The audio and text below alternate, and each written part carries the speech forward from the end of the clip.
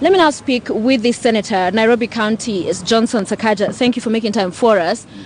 Let's begin with the question, how many sources of truth, single source of truth, will Kenyans have, or one-stop shopping as far as all the data around Kenyans? Because what the president said today in Machakos as he launched this exercise is that NIMS, this Huduma Numba, will be building on the IPRS, the Integrated Population Registration System, which as well was touted in 2015 when it was launched. Single source of truth, one-stop shop, the same thing we're hearing now. So isn't this repetitive? Why not integrate what we have already?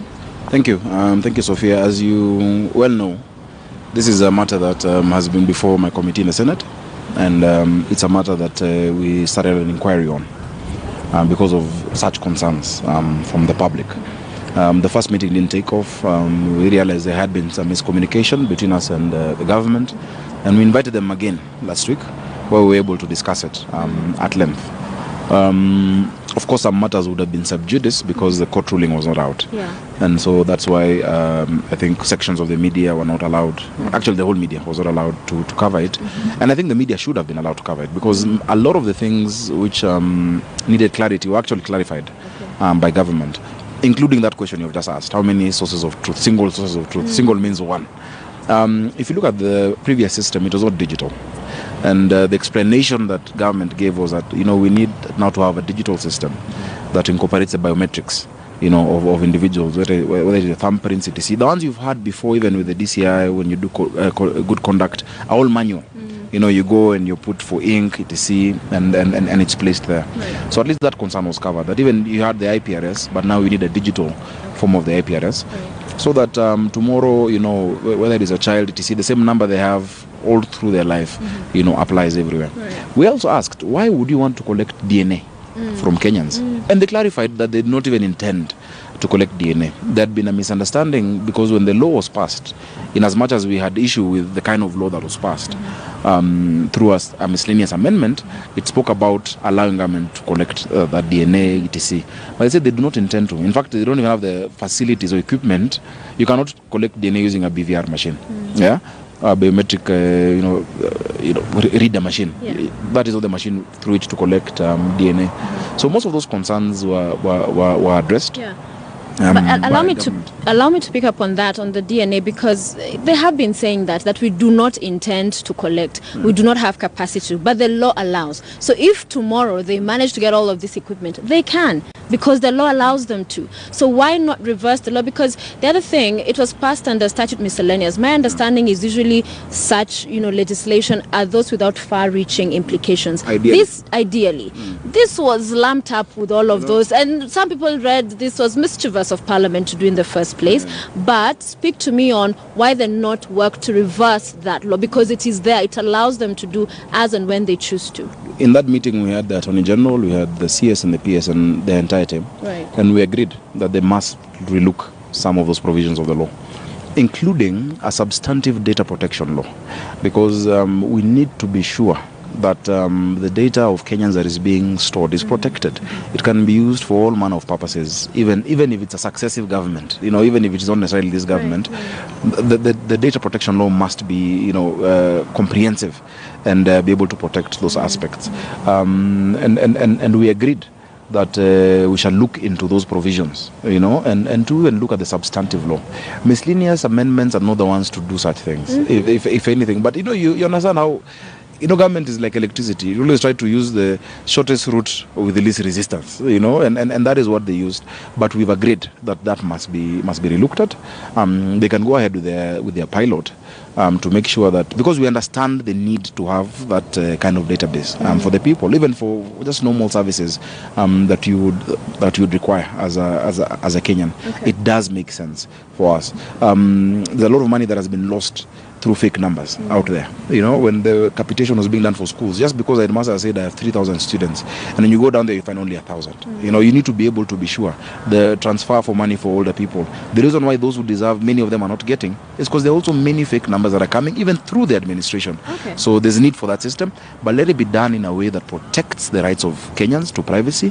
We are clear that you cannot collect DNA, and the government says they don't want to collect DNA. So we're saying, okay, let's also make the law say that you you cannot collect that kind of information because we don't see how it will help you. So let's talk about data protection a little bit more, because whilst they're giving an undertaking, they will protect it.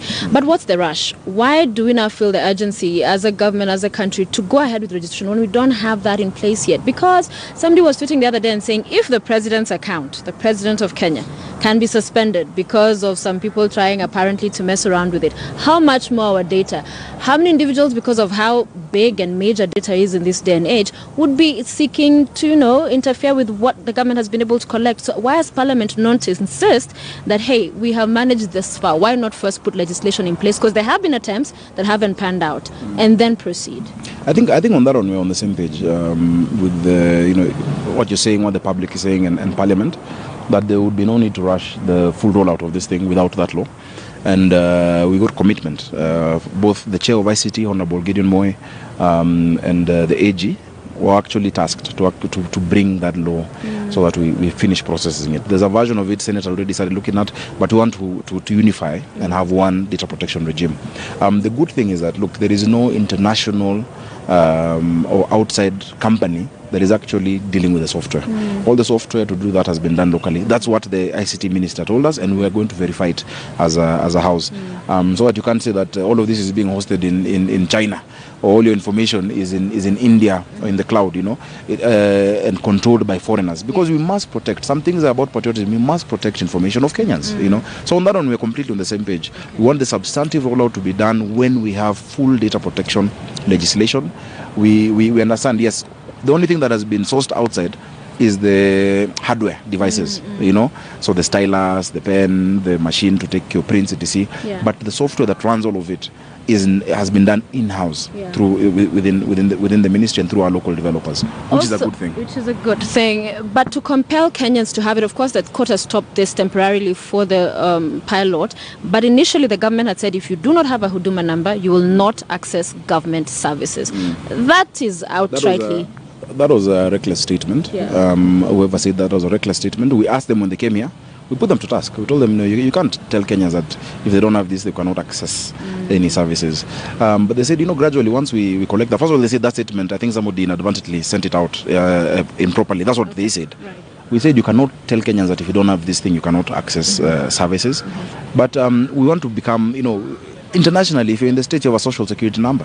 The social security number opens up for you all these other, facets, whether it's your driving license, whether it is your, school registration, etc. And this Huduma number is really just like a social security number. That is what they are trying to do. So we agree with the knowledge of it, but we've said, such a noble thing, why shroud it in secrecy? That's what we're asking.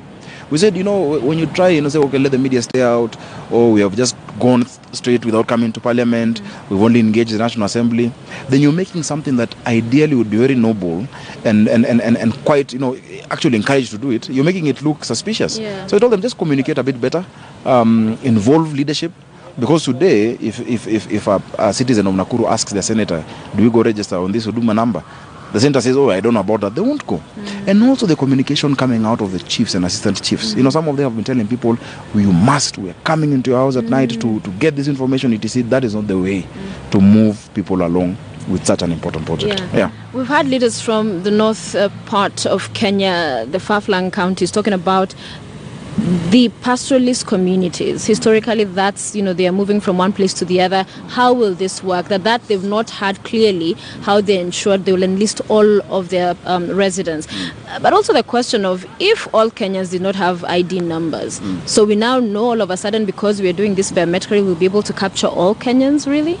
I mean, that's something that the government needs to explain with respect to whether we'll capture everyone. That is, now we're asking about the success of this thing that is still being piloted. And that's the reason there's a pilot. But I think, with respect to what the leaders from Northern Kenya are saying, it takes nothing. And I've told the CS and all the CSs time and time again, it takes nothing for you to call these leaders from Northern Kenya or from, region by region, sit with them, whether it is the governor, the senators, the MPs, work out a strategy of how we will capture your people, how we will get the information. Just do that, But, when government decides to work in silos, that, what this ministry is doing, another one doesn't know, they're hiding it from parliament, they're hiding it from, you will not achieve anything. Yeah. People have trusted us with leadership. I have, close to 1 million Nairobians trust that they gave me a mandate, and I have more than 2.3 million voters. So, and if I start saying, no, this thing is bad, I suspect it, the chances of success are not high, just simply because I have not been engaged and I don't know. So carry leaders along. It's simple, just a breakfast meeting, or call them to your office. Go down to Garissa, go to Mandera, look at the terrain. Agree, actually over here, we need to do a mobile registration center, and we'll communicate through your religious institutions, through your mosques, or whether it is through whichever ways they use. The leaders know how they get through to their people. Yeah. So let us have more collaboration. Let's stop shrouding things in secrecy. I believe the Huduma Numba, has noble intentions, and I think we require it to actually finish a lot of fraud that is happening. You'll find a lot of money, maybe running into tens of billions, is being paid to fictitious people out there. Even the basis through which counties are getting money is based on numbers that you cannot verify. Yeah. So we need to be able to have that single source of truth that is digital, and it makes it even easier, such that by the time a child becomes 18, they have the ID. You don't have to be told, go get your grandfather's birth certificate, or go back to your village, especially those who come from border towns. Go back, get your grandfather's, and your grandfather probably died years ago. You may not know. In Nairobi, you have issues in Majengo, for instance, and certain areas where children, their fathers are not necessarily known because of the kind of activities their mothers have been involved in. Yeah? And I know you understand what I'm talking about. And so they never get registered. So what happens? You breed these people into radicalism. They're told, these guys don't identify with you. They don't know you come. Us will recognize you, and they join Al-Shabaab and all of that. Yeah. Because somebody who's in his 30s without an ID still, without a birth certificate, because they never got it then, cannot access a job, cannot get education, cannot get help, So we're saying, let us change that through the proper utilization of this name system. And it is possible for us to actually, over time, it won't be done in 45 days, it won't be done in a month or two, but over time, gradually, move on to that system where everybody is recognized from the time they're age 6. Okay. You're able to be registered. Finally, are you convinced the government has done enough awareness to create awareness with Kenyans to understand, as you're breaking it down for us today, what is in essence is expected, what the concerns were there, and how the government is going to go around to ensure that Kenyans, are satisfied that due process is being followed? To Mashinani, do Kenyans understand this? No, they have done a terrible job at making Kenyans understand it. If you walk into parliament now, you'll find maybe 90% of parliamentarians don't understand it. So if the MP doesn't know it, the senators don't know it. At least Senate, we had a session and people are like, oh, that's what you're talking about. It's that, okay, now we get it. And the reason why you're seeing people rushing to court is because of that failure to understand, So I think they need to do a better job. They need a better communication strategy, not just, let's buy advertisements on TV stations and put things on the paper. No, do homegrown communication that goes down to the lowest level, where people understand, how does this benefit me?